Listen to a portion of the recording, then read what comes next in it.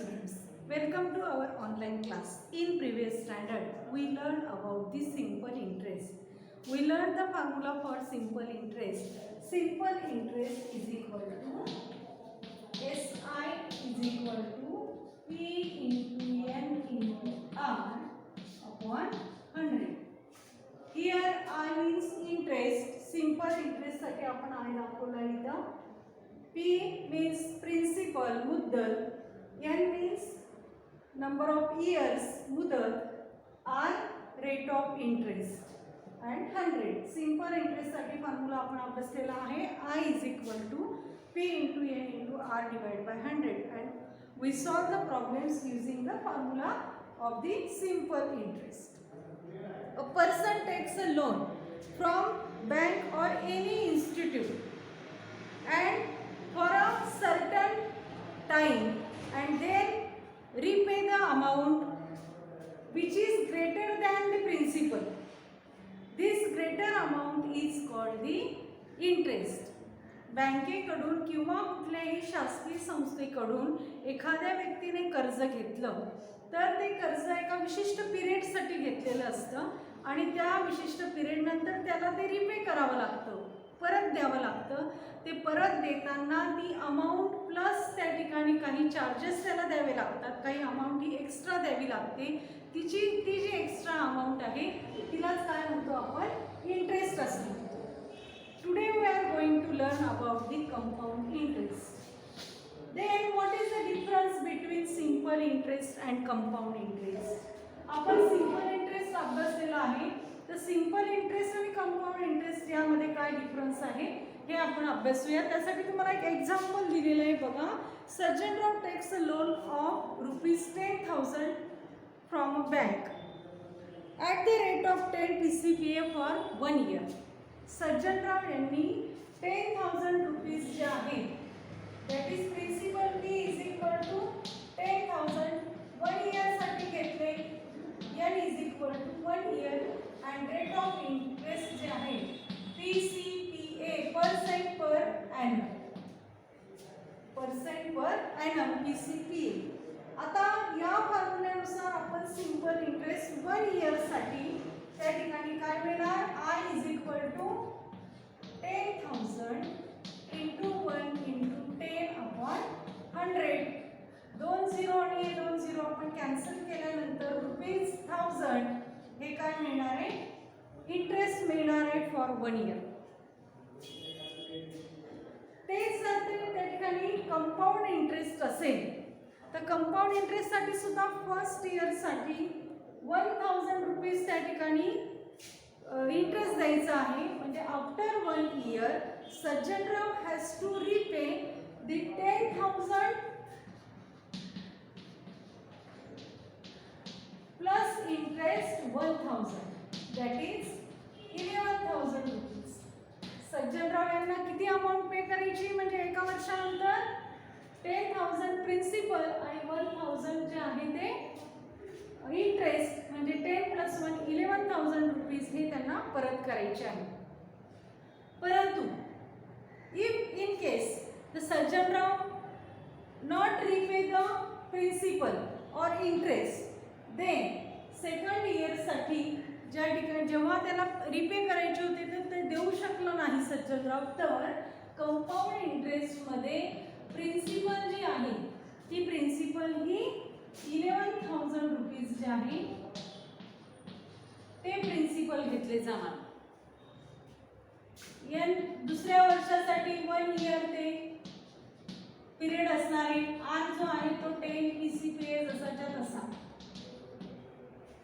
म्हणजे second इयरसाठी principal किती असणार आहे, ज्या इंटरेस्टवर पण इंटरेस्ट त्या ठिकाणी द्यायचा आहे.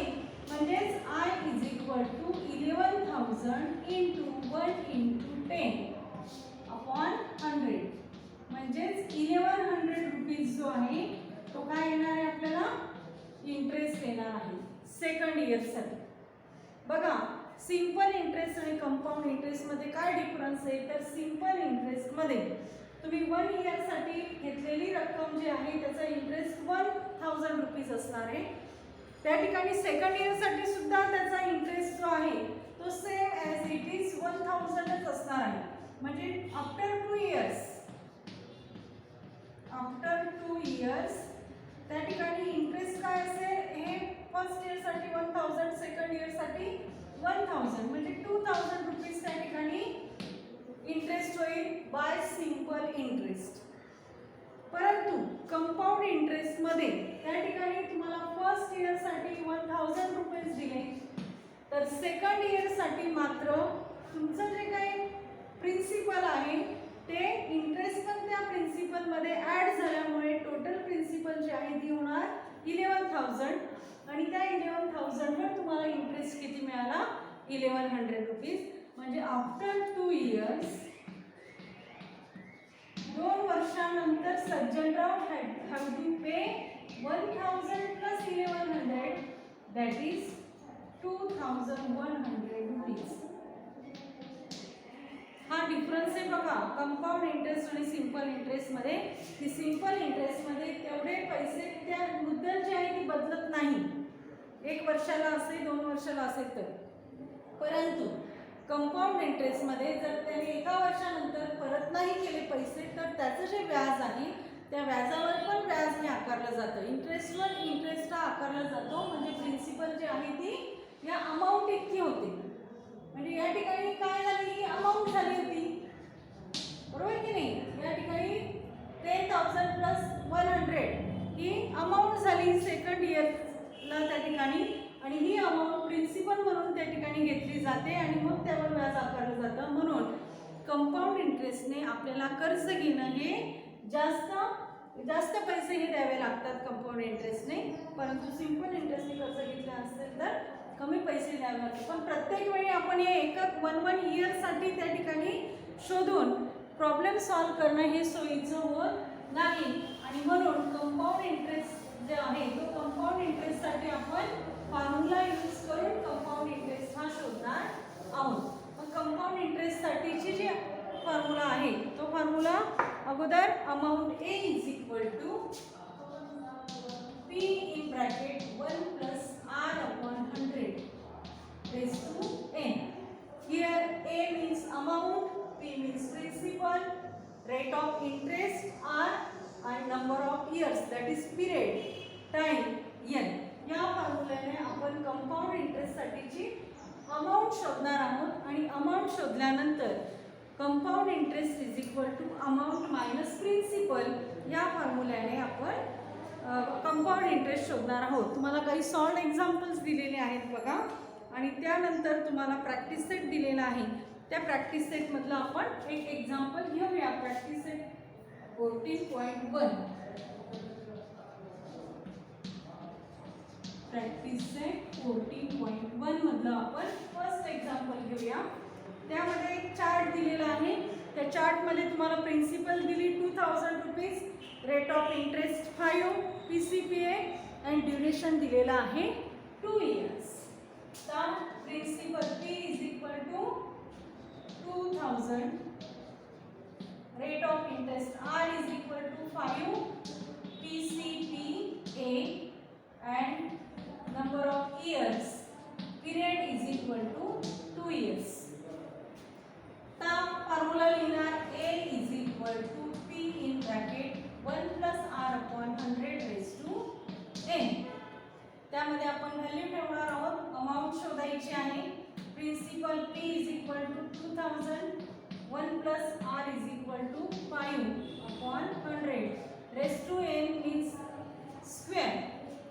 तर यामध्ये बघा, तर 1 प्लस 5 अपॉन 100 ही ॲडिशन आपल्याला करायची. 1 म्हणजेच काय, 1 अपॉन 1. इथे LCM काढल्याशिवाय तर डिनॉमिनेटरला 100 येतील तेव्हाच तुम्ही यांची ॲडिशन करणार. 100 येण्यासाठी 100 ने मल्टिप्लाय करावं लागेल बघा, न्यूमरेटरला आणि डिनॉमिनेटरला दोन्ही ठिकाणी. 100 प्लस 5 काय मिळणार, 2000 इंटू 100 अपॉन 100 प्लस 5 किती मिळतील, 105 अपॉन 100 इज टू 2. तर बघा इथं डिवाइड करायचं 5 ने. 5 2 जा 10, 0 म्हणजे 25 जा 100 आणि इथं 21 5 जा 105.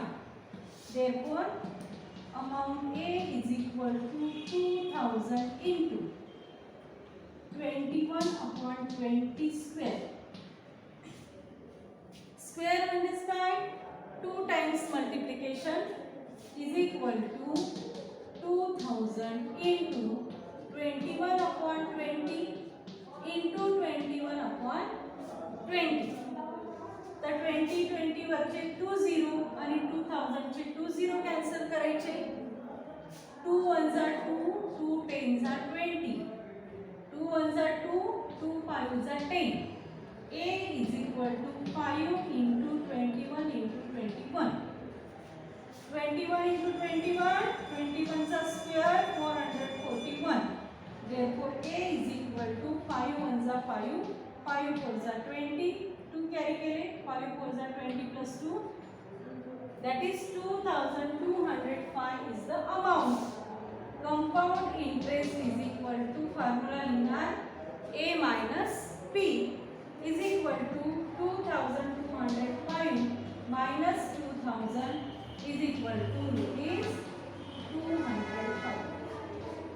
The compound interest is 205. अशा पद्धतीने तुम्ही चार्ट मध्ये अजून 2 एक्झाम्पल्स दिलेले आहेत की ज्यामध्ये ही इन्फॉर्मेशन दिलेली आहे, प्रिन्सिपल, रेट ऑफ इंटरेस्ट आणि पिरियड. त्यावरून अमाउंट शोधायची. अमाउंट साठी formula A is equal to P in bracket 1 plus R upon 100 raised to n. फॉर्म्युल्यामध्ये व्हॅल्यू ठेवायची आहे आणि अमाउंट शोधायची आहे. अमाउंट फॉर कंपाऊंड इंटरेस्ट मिळाल्यानंतर compound interest is equal to amount minus principal A minus P formula use करून त्या ठिकाणी कंपाऊंड इंटरेस्ट शोधायचा आहे. तो मिळाला आपल्याला फर्स्ट प्रॉब्लेममध्ये 205. तसं दुसरं आणि तिसरं प्रॉब्लेम जे आहे ते तुम्ही सॉल्व करायचं आहे.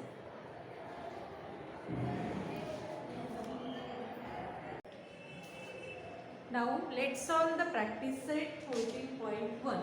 The second question is, Samir Rao has taken a loan of rupees 12,500 at a rate of 12 PCPA for 3 years. If the interest is compounded annually, then how many rupees should he pay to clear his loan? बघा, त्या ठिकाणी तुम्हाला principal दिलेले आहे. Principal rupees 12,500, that is P is equal to rupees 12,500 at a rate of 12 PCP, that is rate of interest R is equal to 12 PCPA percent per annum and for 3 years. किती कालावधीसाठी घेतलेले आहे? N is equal to 3. आपल्याला शोधायचं आहे if the interest is compounded annually, then how many rupees should he pay to clear his loan? त्याचं loan clear करण्यासाठी किती रुपये द्यावे लागतील, टोटल अमाऊंट किती द्यावी लागेल, म्हणजे तुम्हाला कंपाऊंड इंटरेस्टने होणारी अमाऊंट त्या ठिकाणी शोधायची आहे. मग अमाऊंट साठीचा फॉर्म्युला आपण यूज करणार या ठिकाणी A is equal to P in bracket 1 plus R upon 100 raised to n is equal to, आता व्हॅल्यू टाकायची आहे. P ची व्हॅल्यू 12,500 1 प्लस R किती दिलाय 12 upon 100 raised to n. n ची व्हॅल्यू किती आहे 3. आता या ठिकाणी बघा 1 आहे म्हणजे 1 upon 1, हे 1 upon 1 आणि ते 100, म्हणजे डिनॉमिनेटरला इथं 100 आणावं लागेल. 100 ने या ठिकाणी मल्टिप्लाय केल्यानंतर 100 प्लस 12 काय मिळणार 112 upon 100 raised to 3. आता या ठिकाणी जर तुम्हाला भाग जात असेल तर ते सोयीचं होईल म्हणून भाग द्यायचा आहे. कितीने भाग जाणार बघा, 4 ने डिवाइड होत आहे का, 4 2 जा 8, 11 मधून 8 गेले राहिले 3, पुढे 2 त्याच्यावर ठेवला, 4 8 जा 32 बरोबर. आणि इथे 25 4 जा 100 म्हणजे इथे मिळणार 28, डिनॉमिनेटरला मिळणार म्हणजे आपल्याकडे is equal to 12,500 in bracket 28/25 raise to 3. Raise to 3 म्हणजे 3 टाइम्स याचं मल्टिप्लिकेशन करावं लागेल. Therefore a is equal to 12,500 into 28/25 into 28/25 into 28/25. 3 times multiplication करायचं आहे. आता या 25 ने इथे डिवाइड करा बघा. डिवाइड होतंय. 25 1 जा 25, 25 5 जा 125 आणि पुढचे हे दोन झिरो इथं जसेच्या तसे. पुन्हा या ठिकाणी 25 1 जा 25, 25 2 जा 50 आणि हा झिरो इथे दिसला दिसतो. पुन्हा बघा 5 ने डिवाइड होतं इथं. 5 5 जा 25, 5 4 जा 20. a is equal to काय मिळालं 4 into 28 into 28 into 28 upon 5. तर आपल्याला जे काय आहे ते मल्टिप्लिकेशन करायचं आहे. 4 into 28, 28 into 28. 28 into 28 बघा काय मिळेल. 8 8 जा 64, 8 2 जा 16, 16 plus 4 किती 16 plus 6 किती होते 22. 2 ने मल्टिप्लाय करा. 2 8 जा 16, 1 कॅरी केला. 2 2 जा 4 plus 1 5 किती मिळणार 784. आणि हे मल्टिप्लिकेशन करा. 4 into 28 किती मिळतील 4 8 जा 32, 4 2 जा 8, 8 plus 3 11, 112 into 784/5. आता हे मल्टिप्लिकेशन करायचं आहे मग त्याला 5 ने डिवाइड करायचं आहे. तर हे मल्टिप्लिकेशन करण्यासाठी 784 into 112. 2 ने मल्टिप्लाय करा अगोदर. 2 4 जा 8, 2 8 जा 16, 2 7 जा 14 plus 1 15. 1 ने मल्टिप्लाय करा. 1 ने मल्टिप्लाय केल्यावर ॲज इट इज तोच नंबर मिळणार. पुन्हा 1 ने मल्टिप्लाय करायचं आहे म्हणजे आता इथे सुद्धा 4 8 7 हाच नंबर मिळणार. 8 0 5 plus 5 10 plus 8 18, 8 plus 8 16 plus 1 17, 87,808 divide by 5. आता 5 ने डिवाइड करा बरोबर. 5 ने डिवाइड करताना इथे काय मिळणार. पहिलं डिवाइड केला 5 1 जा 5 राहिले किती 3, 3 वर पुढचा 7 ठेवला. 5 7 जा 35 राहिले किती 2, त्याच्यावर पुढचा 8 ठेवला. 5 5 जा 25 राहिले 3, पुढचा 0 ठेवला. 5 6 जा 30 पुढे 8 राहिला. 5 1 जा 8 राहिले किती 3, पॉइंट घ्यायचा आहे 3 वर 0 येईल म्हणजेच किती 17,561.60 rupees. Samira have to pay rupees 17,561.60 म्हणजे 60 पैसे.